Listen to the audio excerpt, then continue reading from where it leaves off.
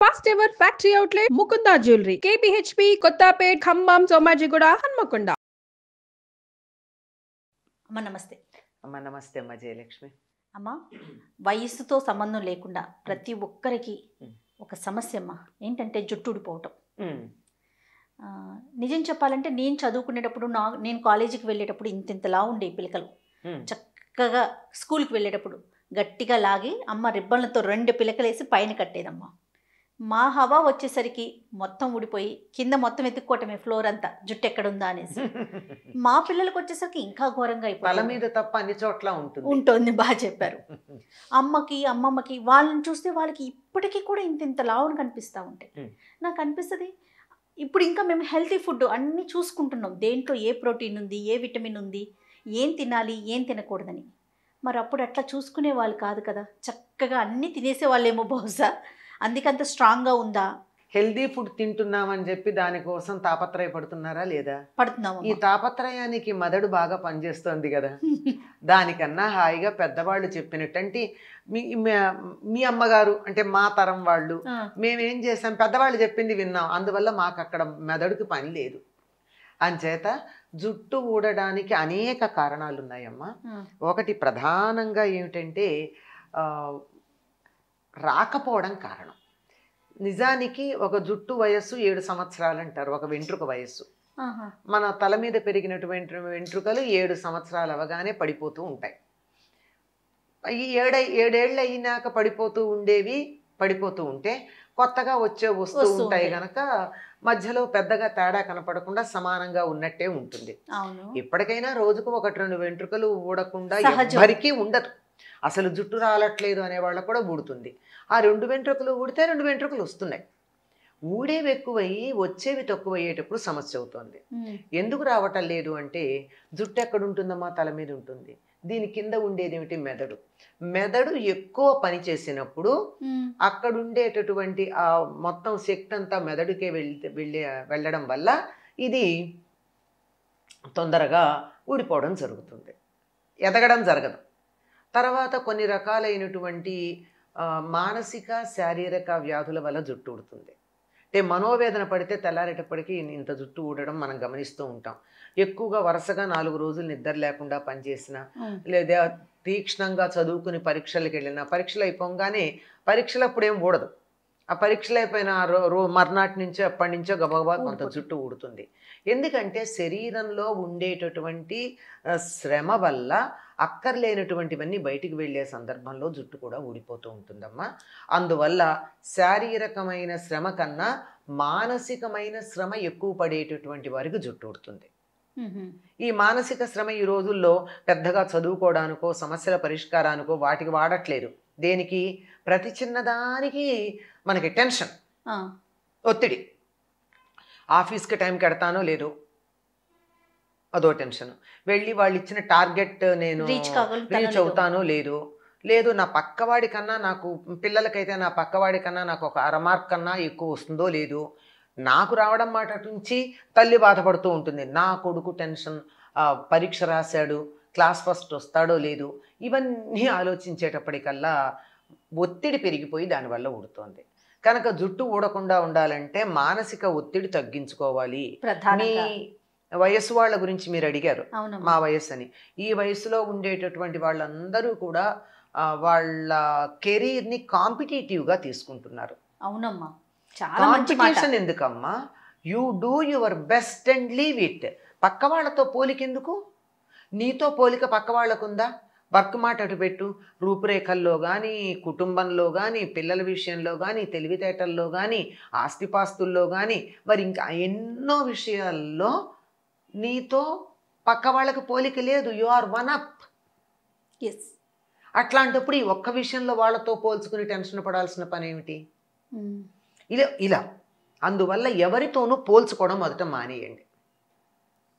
పోలిక మానేస్తే ఒత్తిడి ఉండదు. ఒత్తిడి లేకపోతే మనసుకి ప్రశాంతత ఉంటుంది. మనసు ప్రశాంతంగా ఉంటే జుట్టు ఊడడం మానేస్తుంది. వచ్చేది ఎలాగో వస్తుంది.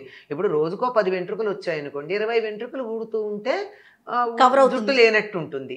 అట్లా కాకుండా ఊడేవి 10 వచ్చేవి 10 అంటే స్టాటస్ కో. ఉన్నది ఉన్నట్టు ఉంటుంది. లేదు ఊడేవి 10 వచ్చేవి 20 అని కనుక అనుకున్నట్టయితే కాస్త ఒత్తుగా పూర్వం కన్నా వస్తుంది. ఇలా ఊడిపోవడానికి ఒత్తిడి లేని వాళ్ళకు కూడా ఊడిపోతుంది. దానికి కారణం ఏమిటి? జుట్టు విషయంలో ఏమాత్రం శ్రద్ధ తీసుకోవటం లేదు. ఓకే. జుట్టుకి శ్రద్ధ తీసుకోవాలి అంటే ప్రతిదానికి శ్రద్ధ తీసుకుంటున్నారు. ఒంటికి రకరకాల మలాములు పెట్టుకుంటారు, పేస్టులు పెట్టుకుంటారు, అవి పెట్టుకుంటారు, ఇవి పెట్టుకుంటారు. ఇవన్నీ పైగా ఈ పైన రాచుకునేటటువంటి లేపనాలన్నీ చర్మాన్ని పాడు చేస్తాయి. నా తర్వాత క్లెన్జింగ్ మిల్క్ పెట్టి తుడుచుకుంటారు. ఇంకా కావాలంటే దానికి వేరే రకాల పోషణలు చేస్తున్నారు. జుట్టుకి ఎందుకు చెయ్యరు? జుట్టుకు చెయ్యాలి. జుట్టుకి ఏం చెయ్యాలి అంటే జుట్టుకు మనం చేసే పోషణ ఏదైతే ఉందో ఇది ఆధునిక కాలంలో మనం సమాజంలో స్టైలిష్గా కనపడడానికి అడ్డం వస్తుంది. జుట్టుకు ప్రధానంగా ఉండేటటువంటి పోషణ మంచి 2 రకాల పోషణలు ఉన్నాయి. ఒకటి లోపలికి, ఒకటి బయట.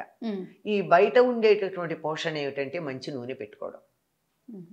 ప్రత్యేకంగా ఆ జుట్టు పెరగడానికి రకరకాల నూనెలు ఏవో ఉన్నాయి. అవన్నీ వాడడానికన్నా ప్రధానంగా గుర్తుపెట్టుకోవాల్సింది మంచి కొబ్బరి నూనె. రసాయనాలు ఏవీ లేనటువంటివి.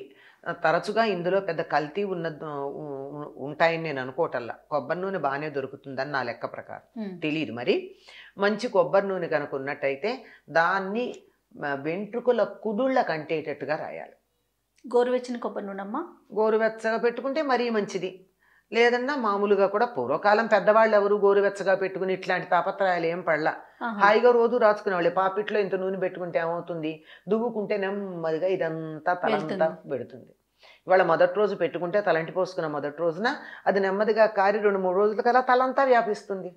నూనెకుండే లక్షణం అదే కదా. అందులోనూ కొబ్బరి నూనె పల్చగా ఉంటుంది కనుక బాగా వ్యాపిస్తుంది. ఈ నూనె పెట్టుకోవడం వల్ల ఒక పెద్ద ఉపయోగం ఉందన్నారు. ఏమంటే సూర్యకాంతి నూనె మీద పడితే అది రిఫ్లెక్ట్ అవుతుందట. నూనె నున్నగా ఉంటుంది కదా, ఆ నున్నగా ఉండేటప్పటికి మెరుపు ఉంటుంది. ఆ మెరుపు మీద పడి రిఫ్లెక్ట్ అవుతుందిట. అందువల్ల తొందరగా తెల్లబడదు జుట్టు అన్నారు. ఎండలోకి వెళ్ళేటప్పుడు తలకి నూనె ఉన్నట్టయితే జుట్టు తెల్లబడదు. త్వరగా తెల్లబడడానికి ఉన్నటువంటి కారణాల్లో ఒకటి ఏమిటంటే నూనె పెట్టుకోకుండా ఎండలో తిరగడం. ఓకే. అనేక కారణాలుగా మనం నూనె పెట్టుకోం. నేను ఆ కారణాలు వివరించక్కర్లా కదా. అక్కర్లేదు కదా. అవసరం లేదు, అవసరం లేదు.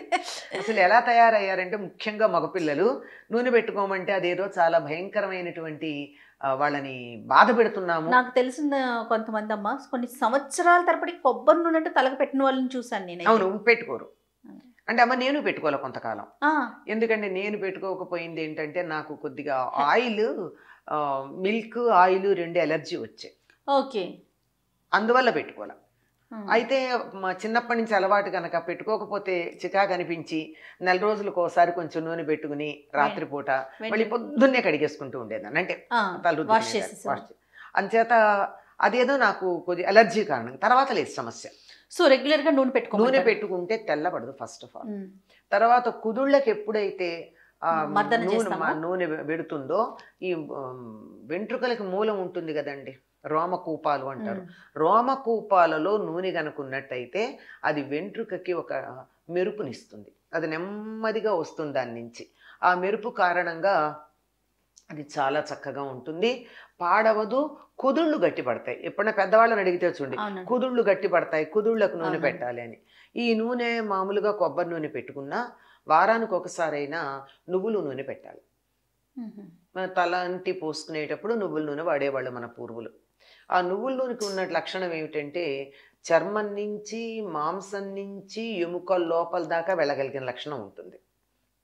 అందుకని అలా నువ్వుల నూనె పెట్టుకుంటే కనీసం 1 గంటన్నా నానితే నెమ్మదిగా రోమకూపాలలోకి కుదుళ్ళల్లోకి వెళ్ళడం జరుగుతుంది. వెళ్ళి పునరుజ్జీవనం పొందుతుంది. ఆ రోమకూపం ఏదైతే ఉందో అది కాస్త మళ్ళీ ఉజ్జీవనం పొంది నెమ్మదిగా అక్కడ ఊడిపోయిన వెంట్రుక రావడం, లేకపోతే ఒకటి వచ్చే చోట 2 రావడం, ఇట్లా జరుగుతాయి. ఇది మామూలుగా చేయాల్సిన పని. అలాగే తలంటి పోసుకునేటప్పుడు కూడా రసాయనాలు వాడకుండా మామూలుగా సహజమైనటువంటి వాడినట్టయితే జుట్టుకి అవి ప్రకృతి ఎప్పుడూ సహజంగా ఉంటుంది మీరేం కనుక వాడేవారమ్మా మా చిన్నప్పుడు? చిన్నతనంలో మేము కుంకుడుకాయ వాడేవాళ్ళం. కుంకుడుకాయ. కుంకుడుకాయకి కూడా కొంత జుట్టుని విరవిరలాడి పొడి చేసే లక్షణం ఉంది. సీకాయ వాడితే ఇంకా మంచిది అని చెప్తారు. మాకేమిటో అలవాటు కుంకుడుకాయ వాడుతూ ఉండేవాళ్ళం. దాంతో పాటుగా ఏం చేసేవాళ్ళం అంటే ఈ మందారాకు ఉంటుంది కదా, అవును. ఈ మందారాకు తెచ్చి ఇట్లా నూరేస్తే మంచి జిగురు వస్తుంది, వచ్చేసి. మంచి నురుగు కూడా వస్తుంది. దాన్ని కలిపి మొదట రుద్దుకునేటప్పుడు ఆ మందారాకు నీళ్లతో రుద్దుకునేవాళ్ళం. మందారాకు కుంకుడుకాయ కలిపి రెండుసార్లు రుద్దుకోవాలి కదా, మొదటిసారి జిడ్డు పోవడానికి, రెండోసారి ఫ్రెష్ గా బాగుండేది. ఉంటుంది. అది ఆ రెండోసారి మాత్రం మామూలు దాంతోనూ రుద్దుకునేవాళ్ళం. దానివల్ల ఏమవుతుందంటే ఆ మెత్తగా ఉంటుంది జుట్టు. ఇది కండిషనర్స్ అంటారు ఈ రోజుల్లో. ఆ కండిషనర్ లాగా ఉండి అసలు ఇలా పెడితే పట్టుకుచ్చులాగా ఇలా రాలిపోవడమే. ఇలా పైకి దువ్వాలంటే కూడా కుదిరేది కాదు. ఇలా అంటే ఇలా పట్టులాగా అలా నూనె పోసి నీళ్లు పోస్తే ఎలా జారిపోతుంది అట్లా జారిపోతుండే. ఇలా ముట్టుకుంటే ఇలా మెత్తగా, అసలు ముట్టుకుంటే కూడా మెత్తగా ఉండేది. మా మనవడు ఇప్పుడు పెద్దవాడైపోయాడండి. అప్పట్లో నా జుట్టు చూస్తే బాగుంది బాగుంది అని మెత్తగా ఇలా పెట్టుకున్నాడు. అట్లా ఉండేది. అంత మెత్తగా ఉండాలంటే మందారకు సహజమైనవి ఇవి. ఇప్పుడేమో అవి పక్కకు పెట్టి మనం కెమికల్స్ వాడుతున్నాము. అందువల్ల ఇంకా ఏమిటంటే ఈ నూనెలో మందార పూలు ఉంటే, మందారాకు ఉందంటే పూలు ఉంటాయి కదా, ఆ పువ్వు దేవుడి దగ్గర పెట్టింది తీసి నూనెలో వేసి కాసేపు ఎండలో పెడితే ఆ మందార నూనె కూడా అయ్యేది. అంతే, అంతకన్నా ఎక్కువ కూడా ఎప్పుడన్నా అది కూడా కాదు. అంతే, అంతకన్నా ఎక్కువ చేసింది ఏం లేదు. ఇది సహజంగా మీ అమ్మమ్మలు అంటే మా అమ్మమ్మలు, మా అమ్మలు, మా మేనత్తలు వీళ్ళందరూ చేసినటువంటి పని అది. అందువల్ల వాళ్ళకి 70 ఏళ్ళు వచ్చేదాకా జుట్టు బాగానే ఉండేది. అయితే 60 ఏళ్ళు దాటాక మాత్రం ఊడింది రావడం కొంచెం కష్టం. సహజంగానే సహజం అది. శరీరంలో ముడతలు పడుతున్నాయా, కంటికి కళ్ళజోడు వచ్చిందా, ఇవన్నీ రాదు. అట్లాగే అది సహజంగా ఉంది. 60 ఏళ్ల లోపు మాట మీరు అడిగితే చెప్తూ ఉన్నది. 60 ఏళ్ల లోపు జుట్టు ఎక్కువ ఊడకుండా తెల్లబడకుండా ఉండడానికి ఇవి మంచి మార్గాలు. ఇవన్నీ బయటవి చేసేవైనా అసలైంది ఏంటంటే మంచి పౌష్టికాహారం ఉండాలి. మంచి పుష్టికరమైనటువంటి ఆహారం. పుష్టికరమైన ఆహారం అంటే ఈ మెడికల్ చార్ట్లు, న్యూట్రిషన్ చార్ట్లు చూసిందాకన్నారే వీరు కష్టపడి పౌష్టికాహారం అంతేం కష్టపడక్కర్లేదమ్మా. హాయిగా మనం అన్నం తింటే అన్నంలో కార్బోహైడ్రేట్ ఉంది, శరీరానికి కావాల్సిన శక్తిని ఇచ్చేది. పప్పు గనక తిన్నామంటే కావలసినంత ప్రోటీన్ ఉంది. అందులో కొంచెం నెయ్యి వేసుకున్నామంటే శరీరానికి కావలసినటువంటి ఆయిల్ ఏదో ఉడుతుంది. ఏదో ఒక కూర, రోజు ఇన్ని కూరలు తినక్కర్లేదు. ఒక్క కూర ఒక రోజు, ఒక్క కూర. అందులో పూర్వకాలం తప్పనిసరిగా ఆకుకూరలు తినేవారమ్మా. ఆకుకూరల్లో విటమిన్, చాలా వాటిల్లో విటమిన్ ఏ ఉంటుంది. ఆ తరువాత ఎక్కువగా ఖనిజ లవణాలు ఉంటాయి. తోటకూర, గోంగూర గనక తీసుకున్నట్టయితే వాటిల్లో ఎక్కువగా ఇనుము ఉంటుంది, ఐరన్ ఉంటుంది. అది కదా ప్రధానం జుట్టుకు కావాల్సింది. అది లేకపోవడం వల్లే ఈ మధ్య మనం తోటకూర తినడానికి బద్ధకం, గోంగూర ఏదో పనికిరాదంటాం.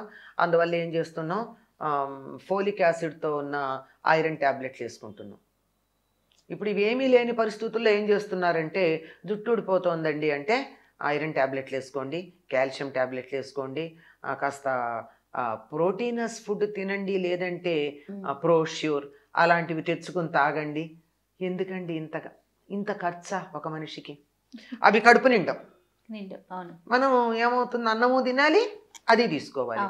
దాని బదులు మన తినే అన్నంలోనే, కడుపు నిండే అన్నంలోనే మనకు కావాల్సిన పదార్థాలు తీసుకుంటే అంతే. వీటన్నింటిలో కూడా ఈ కాలంలో చాలామంది చేసి ఫలితం ఉందని చెప్పింది ఏమిటంటే, అంటే చిన్నతనం నుంచి నెగ్లెక్ట్ చేసి కాస్త 35-40 ఏళ్ళు వచ్చాక జ్ఞానోదయం అయ్యి ఇప్పుడు అర్జెంటుగా అయిపోయిన డ్యామేజ్ మేనేజ్మెంట్ ఉంటుంది కదా, అది చేయడానికి ఏం చేస్తున్నారంటే బాదం పప్పులు తింటున్నారు.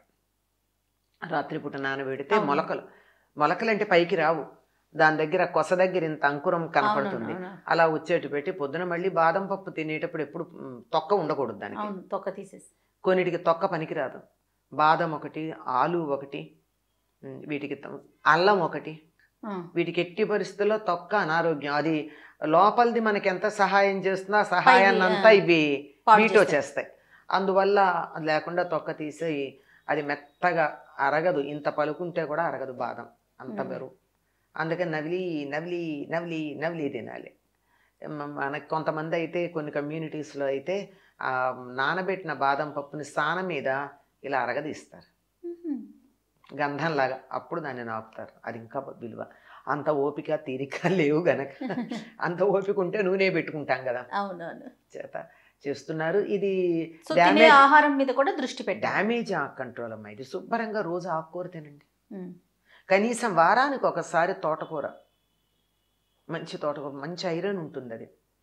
మంచి వారానికి ఒకసారి తోటకూర, వారానికి ఒకసారి గోంగూర, మిగిలినవన్నీ పాలకూర, మెంతు, ఇలాంటివన్నీ ఉన్నాయి కదా, ఇవన్నీ రోజు తప్పనిసరిగా కొంచెం తీసుకుంటే ఆ కూర, వేరే కూర ఏదైనా తీసుకోవచ్చు.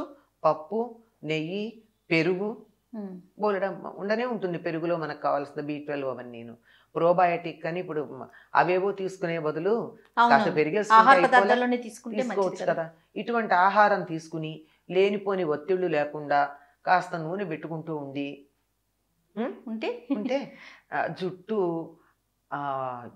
సహజంగా పోయేదేదో పోవచ్చు, ఈ అనారోగ్యం చేస్తే, కానీ మామూలుగా అయితే ఉంటుందమ్మా. తప్పకుండా.